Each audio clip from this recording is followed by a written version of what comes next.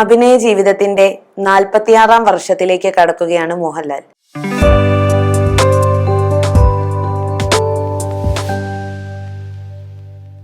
1980-ൽ ഫാസിൽ സംവിധാനം ചെയ്ത മഞ്ഞിൽ വിരിഞ്ഞ പൂക്കൾ എന്ന സിനിമയിൽ നിന്ന് ആരംഭിച്ച് 4 പതിറ്റാണ്ടിനിപ്പുറം കരുത്തുറ്റ നായക കഥാപാത്രങ്ങളിലൂടെ മുന്നിൽ നിൽക്കുന്ന മോഹൻലാലിന്റെ 366-ാമത്തെ സിനിമയുടെ ചിത്രീകരണം തൊടുപുഴയിൽ തുടരുകയാണ്. കുറെ കാലമായി നമ്മൾ കാണുന്നത് താടിയുള്ള മോഹൻലാലിനെയാണ്.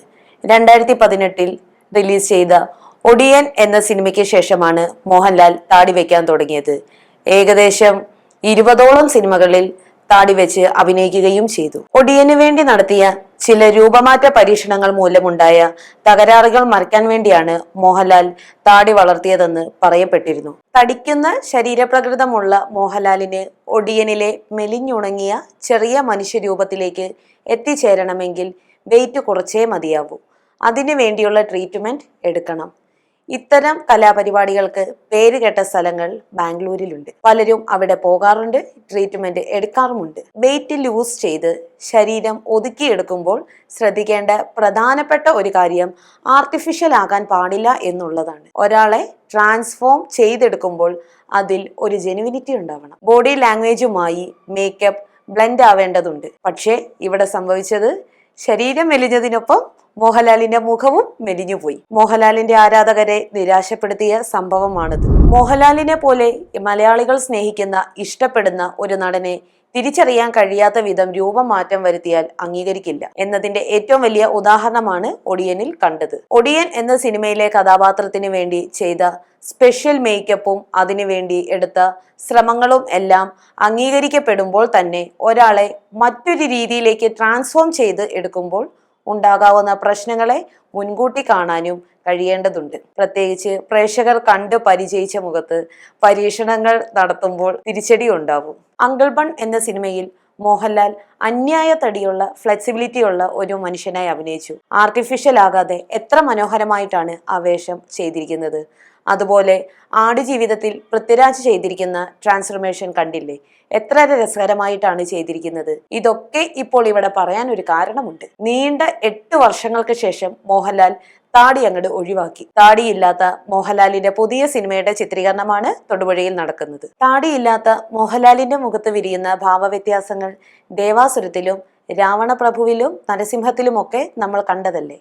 അതുപോലെ എത്രയെത്ര സിനിമകൾ. തൊടുപുഴയിൽ ചിത്രീകരണം നടന്നുകൊണ്ടിരിക്കുന്ന സിനിമയിൽ മോഹൻലാലിന് താടിയില്ല. കഥാപാത്രം പോലീസ് ഓഫീസറാണ്. നമ്മൾ കണ്ടിട്ടുള്ള മോഹൻലാലിന്റെ പോലീസ് കഥാപാത്രങ്ങളിൽ നിന്ന് വ്യത്യസ്തമായി ഇതിലെ കഥാപാത്രത്തിന് മീശയ്ക്ക് കുറച്ച് കടുപ്പമുണ്ട്. കട്ടിയുള്ള കൊമ്പമീശ വെച്ച് കാക്കി യൂണിഫോം അണിഞ്ഞ് ഇടതുതോൾ അല്പം ചെരിച്ച് നടന്നു വരുന്ന മോഹൻലാൽ പ്രേക്ഷകരെ സംബന്ധിച്ചിടത്തോളം പുതിയ കാഴ്ച തന്നെയായിരിക്കും.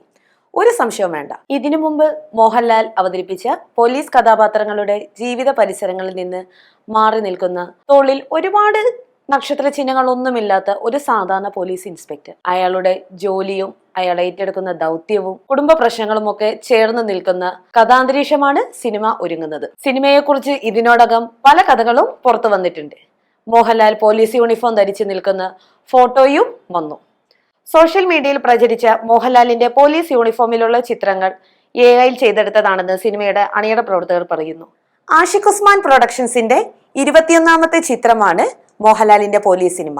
ഇഷ്ക്, ആലപ്പുഴ ജിങ്കാന, മഹാറാണി എന്നീ സിനിമകളിലൂടെ ശ്രദ്ധേയനായ രതീഷ് രവിയാണ് തിരക്കഥ എഴുതുന്നത്. തിരക്കഥാകൃത്തിൽ നിന്ന് സംവിധായകനിലേക്ക് എത്തിയ ആളാണ് തരുൺ മൂർത്തി.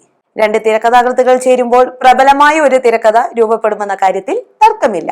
ഒരു സിനിമയുടെ നട്ടെല്ല് എന്ന് പറയുന്നത് തിരക്കഥയാണല്ലോ. ശ്രദ്ധേയരായ 2 തിരക്കഥാകൃത്തുകൾ ചേർന്ന് നിൽക്കുന്ന സിനിമയിൽ കേന്ദ്ര കഥാപാത്രമായി മോഹൻലാൽ എന്ന നടൻ കൂടി എത്തുമ്പോൾ വലിയ പ്രതീക്ഷയാണ് ഉണ്ടാകുന്നത്. 2025-ന്റെ അവസാനത്തിൽ തരുൺ മൂർത്തി സംവിധാനം ചെയ്ത തുടരും എന്ന ചിത്രത്തിന്റെ വലിയ വിജയത്തിന് ശേഷം അതേ ടീം തന്നെയാണ് പുതിയ സിനിമയിലും അണിനിരക്കുന്നത്. ഛായാഗ്രഹണം നിർവഹിക്കുന്നത് ഷാജി കുമാറാണ്. തുടരും എന്ന സിനിമയുടെ വിജയത്തിന് ശേഷം വളരെ പെട്ടെന്ന് തന്നെ മോഹൻലാലും തരുൺ മൂർത്തിയും 2ാമത്തെ സിനിമയുടെ ചിത്രീകരണത്തിലേക്ക് കടന്നു. വളരെ അത്ഭുതകരമായ ഒരു സംഗതിയാണിത്.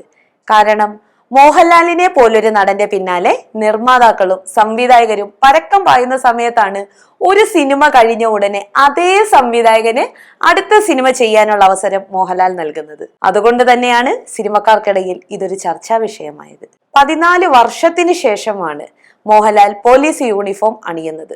ഒരു വ്യാഴവട്ട കാലത്തിന് ശേഷം വരുന്ന മോഹൻലാലിന്റെ പോലീസ് സിനിമയിൽ മീര ജാസ്മിനാണ് നായിക. 2006 സത്യൻ അന്തിക്കാടിന്റെ രസതന്ത്രം എന്ന സിനിമയിലാണ് മോഹൻലാലും മീര ജാസ്മിനും ആദ്യമായി ഒന്നിച്ചഭിനയിച്ചത്. 2 വർഷത്തിന് ശേഷം സത്യൻ അന്തിക്കാടിന്റെ തന്നെ ഇന്നത്തെ ചിന്താവിഷയം എന്ന സിനിമയിൽ വീണ്ടും അഭിനയിച്ചു.